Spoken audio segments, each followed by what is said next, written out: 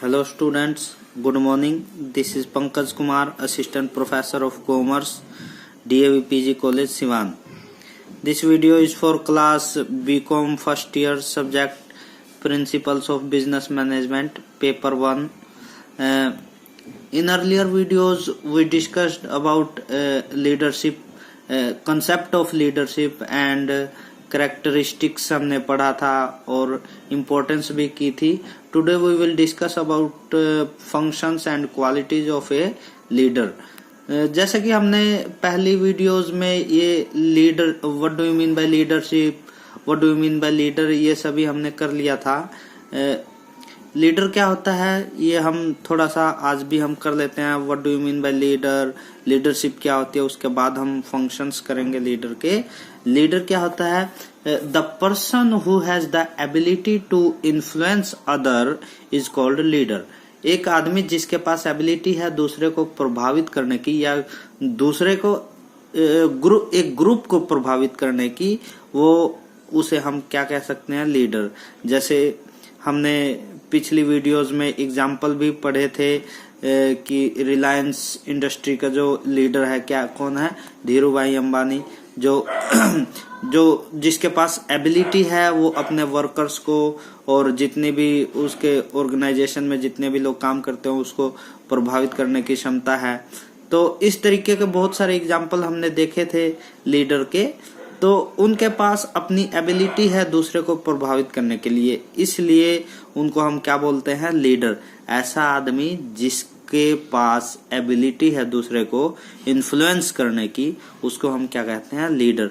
और लीडरशिप क्या है? Leadership transforms the potential into reality. Leadership के द्वारा क्या होता है? लीडरशिप क्या करती है? लोगों की कार्य क्षमता को रियलिटी में बदलने का काम करती है. जैसे कि हमने पहले भी पढ़ा था कि एक वर्कर ऑर्गेनाइजेशन में, किसी भी ऑर्गेनाइजेशन में काम करता, कोई भी वर्कर, तो वो अपने क्षमता का 60% ही लगाता है, कार्य करता है. और अगर उसकी 100% पोटेंशियल यूज करनी है तो ये कैसे पॉसिबल है? With the help of leadership. तो इसलिए हमने एक कोटेशन भी लीडरशिप की पढ़ी थी. Leadership transforms the potential into reality. Leadership क्या करता है? पोटेंशियल को रियलिटी में कन्वर्ट करने का काम करता है. तो ये दोस्तों थोड़ा सा what do you mean by leader and what do you mean by leadership ये किया हमने. अब हम फंक्शंस करते हैं. Functions of a leader. एक लीडर क्या क्या कार्य करता है किसी ऑर्गेनाइजेशन में, या हम ऑर्गेनाइजेशन की बात ना करें तो लीडर अगर जहां भी है, जैसे हम गेम्स की बात करें, क्रिकेट की गेम की बात करें, तो उसमें लीडर जो कैप्टन जिसको हम बोलते हैं वो एक तरह से लीडर ही है, वो अपनी टीम को लीड करता है. तो उसके फंक्शंस क्या होंगे लीडर के, वो हम करेंगे. सबसे पहला फंक्शन हम लिखते हैं to define organisational goal. Leader क्या करता है? ऑर्गेनाइजेशनल गोल को डिफाइन करता है. देखो गोल क्या होता है? गोल या objective. Objective is the reason of establish organisation. और उस ऑर्गेनाइजेशन ऑब्जेक्टिव को डिफाइन करने का काम कौन करता है? लीडर. सेकंड पॉइंट हम करेंगे to divide the work as per capability. Leader और क्या करता है ऑर्गेनाइजेशन में? पूरे ऑर्गेनाइजेशन वर्क को डिवाइड कर देता है as per the capability of a employee. Employee की कार्य क्षमता के अनुसार उनको काम का बंटवारा कर देता है. तो इससे क्या होता है कि देखो काम भी आसानी से हो जाता है, काम में स्पेशलाइजेशन भी आती है और ऑर्गेनाइजेशनल गोल भी अचीव होता है. तो ये पॉसिबल है. ये कौन करता है? लीडर करता है. थर्ड पॉइंट लिखेंगे हम to guide the activity. Activities को गाइड करने का काम भी लीडर करता है. जितनी भी बिजनेस एक्टिविटीज हैं उसको क्या करता है? गाइड का काम करता है. एक्टिविटी का मतलब यह है कि हम एक तरह से ये कह सकते हैं कि भी बिजनेस की एक्टिविटीज कौन सी होती है? प्रोडक्शन एक्टिविटी, सेल्स एक्टिविटी, ये सारी एक्टिविटीज को गाइड करने का काम करता है. फोर्थ पॉइंट लिखेंगे टू मेंटेन डिसिप्लिन. ऑर्गेनाइजेशन में डिसिप्लिन को मेंटेन करने का काम करता है। एक अच्छा लीडर बढ़िया तरीके से एक ऑर्गेनाइजेशन में डिसिप्लिन को मेंटेन कर सकता है और with the help of discipline बढ़िया तरीके से वो काम भी करवा सकता है और ऑर्गेनाइजेशनल गोल को भी अचीव करवा सकता है। तो ये to maintain the discipline point किया हमने। नेक्स्ट हम करेंगे टू क्रिएट इफेक्टिव कम्युनिकेशन। देखो, विदाउट कम्युनिकेशन ऑर्गेनाइजेशनल गोल को अचीव नहीं किया जा सकता, क्योंकि एक अकेला व्यक्ति भी एक ऑर्गेनाइजेशन हम तभी कहते हैं जब एक से अधिक पर दो से अधिक पर्सन ऑर्गेनाइजेशन में काम, किसी भी संगठन में काम कर रहे हो। तो उसमें देखो 2 या 2 से अधिक पर्सन होंगे तो फिर उसमें कम्युनिकेशन होना जरूरी है और कम्युनिकेशन होगा तो वो इफेक्टिव कम्युनिकेशन का होना बहुत जरूरी है। और ये इफेक्टिव कम्युनिकेशन कौन क्रिएट करता है? एक लीडर। बढ़िया लीडर बढ़िया कम्युनिकेशन को इस्टेब्लिश करेगा और इससे क्या होगा कि डिसिप्लिन मेंटेन होगा। नेक्स्ट पॉइंट हम करेंगे to understand the feeling of his subordinates. एक लीडर को और कैसा होना चाहिए या वो और क्या करता है? अपने सबॉर्डिनेट्स, या सबॉर्डिनेट का मतलब क्या? अपने एम्प्लॉइज की जो फीलिंग्स है, वो जो चाहता है उसको भी अंडरस्टैंड करे, जाने कि एक एम्प्लॉई क्या चाहता है, उसकी फीलिंग्स क्या है, तो उसको भी जानने का काम लीडर करता है। टू सिक्योर कोऑपरेशन को सिक्योर करता है। इसका हम ये कह सकते हैं कि कोऑपरेशन बनाता है सभी के बीच में। नेक्स्ट पॉइंट करेंगे to respect the organisation. Organisation को रिस्पेक्ट करता है। नेक्स्ट टू मेक डिसीजन लेने का काम भी करता है। देखो यहाँ पर जो हमारा लीडर है वही हमें डायरेक्शंस भी देगा। हमें का मतलब जो उसके सबॉर्डिनेट्स हैं, एम्प्लॉइज हैं, वो सभी को डायरेक्शंस देगा, क्या काम करना है, क्या काम नहीं करना। तो इस तरीके के सारे डिसीजन एक लीडर लेता है। नेक्स्ट पॉइंट करेंगे to design environment as per result के हिसाब से वो एनवायरमेंट को भी सेट करता है। ये काम भी कौन करता है? एक अच्छा लीडर। तो स्टूडेंट्स हमने ये किया फंक्शंस ऑफ ए लीडर। अब हम आगे करेंगे क्वालिटीज ऑफ ए लीडर। एक लीडर के अंदर क्या क्या क्वालिटी होती है वो हम करेंगे। हम ये कह सकते हैं कि एक अच्छे लीडर के अंदर क्या क्या क्वालिटीज होती हैं वो करेंगे हम। तो सबसे पहला एबिलिटी टू मोटिवेट। देखो, एक अच्छे लीडर की यही निशानी होती है कि वो दूसरे को मोटिवेट कर सकता है। अगर काम को अचीव करना है, देखो ये इसेंशियल पॉइंट भी है कि अगर काम को या ऑर्गेनाइजेशनल गोल को अचीव करना है तो with the help of motivation हम उसको अचीव कर सकते हैं।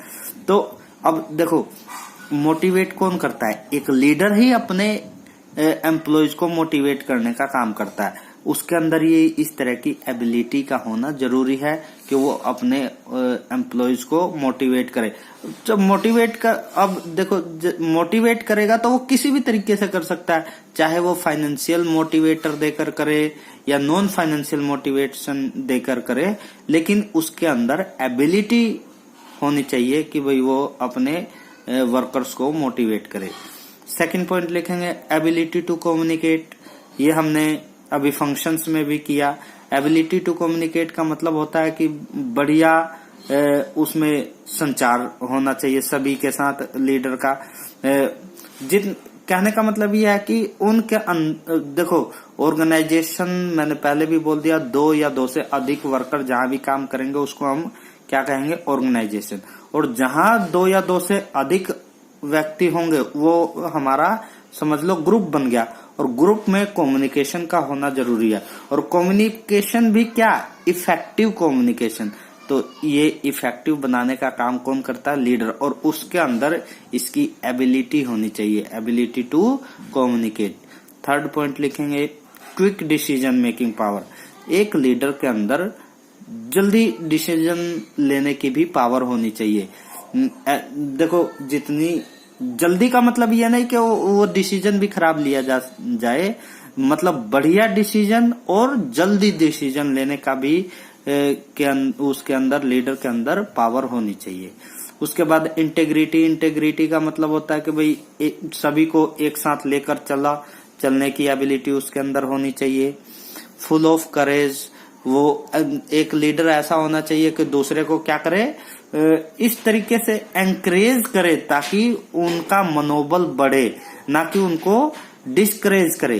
कहने का मतलब यह है कि उसके अंदर खुद भी एंकरेजमेंट की जो भावना होती है वो होनी चाहिए कि वो खुद भी एंकरेज हो रहा है और दूसरे को भी एंकरेज कर रहा है। तो इस तरह की भी एबिलिटी एक लीडर के पास होनी चाहिए। सेल्फ कॉन्फिडेंस, खुद का आत्मविश्वास होना चाहिए किसी भी काम को करने के लिए। ऐसा नहीं कि खुद मान लो किसी वर्कर ने ये कह दिया कि सर हमसे नहीं हो रहा, आप करके दिखाइए या आप हमें बता दीजिए, तो उसके पास नॉलेज नहीं है। इससे उसका जो कॉन्फिडेंस है वो ऑटोमेटिकली डाउन हो जाएगा। तो कहने का मतलब यह है कि एक लीडर के पास सेल्फ कॉन्फिडेंस भी होना जरूरी है। उसके बाद फ्लेक्सिबिलिटी ऑफ माइंड, माइंड उसका फ्लेक्सिबल होना चाहिए, यानी कि अकॉर्डिंग टू सिचुएशन उसका माइंड होना चाहिए। ऐसा नहीं कि स्थिर एकदम रिजिड माइंड होगा कि पत्थर की लकीर हो गई कि ना भाई ऐसे करना है तो ऐसे ही करना है। कहने का मतलब यह है कि एक लीडर के अंदर फ्लेक्सिबिलिटी होनी चाहिए, माइंड की फ्लेक्सिबिलिटी उसकी होनी चाहिए अकॉर्डिंग टू सिचुएशन। तो इस तरह की भी क्वालिटी एक लीडर के पास होनी चाहिए। Ability to understand the feeling of others, ये पहले हमने उसमें फंक्शंस में देखा था कि अपने सबॉर्डिनेट की फीलिंग्स को भी अंडरस्टैंड करने की एबिलिटी उसके अंदर होनी चाहिए। देखो सबसे ज्यादा लॉकडाउन या हम ये कह सकते हैं कि इंडस्ट्रियल डिसिप्लिन क्यों होता है? इसलिए होता है कि बॉस अपने सबॉर्डिनेट्स, अपने एम्प्लॉयज की अंडरस्टैंडिंग को या फीलिंग को नहीं समझते। ये एक सबसे बड़ा गुण होना चाहिए कि एक वर्कर क्या चाहता है, वो काम क्यों नहीं कर रहा है या किस लिए इतना ज्यादा काम कर रहा है, ये सारी जो अंडरस्टैंडिंग है इसकी एबिलिटी एक लीडर को होनी चाहिए ताकि स्मूथली अपने ऑर्गेनाइजेशन को चला सके। सेंस ऑफ रिस्पॉन्सिबिलिटी, एक लीडर रिस्पॉन्सिबल भी होना चाहिए। रिस्पॉन्सिबल का मतलब यह है कि सिर्फ ऑर्गेनाइजेशन के प्रति रिस्पॉन्सिबिलिटी नहीं, सोशल रिस्पॉन्सिबिलिटी भी इसमें होनी चाहिए।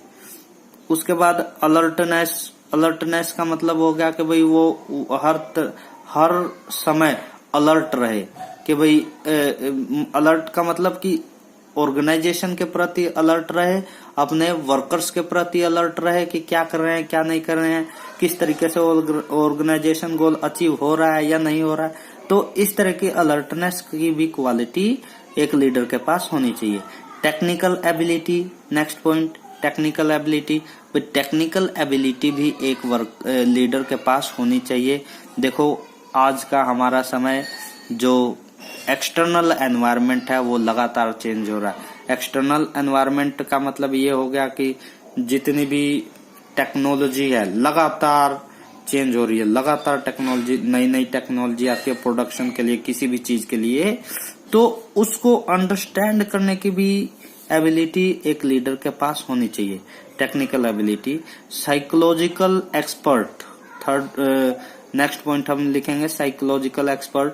साइकोलॉजिकल एक्सपर्ट की क्वालिटी भी एक लीडर के पास होनी चाहिए।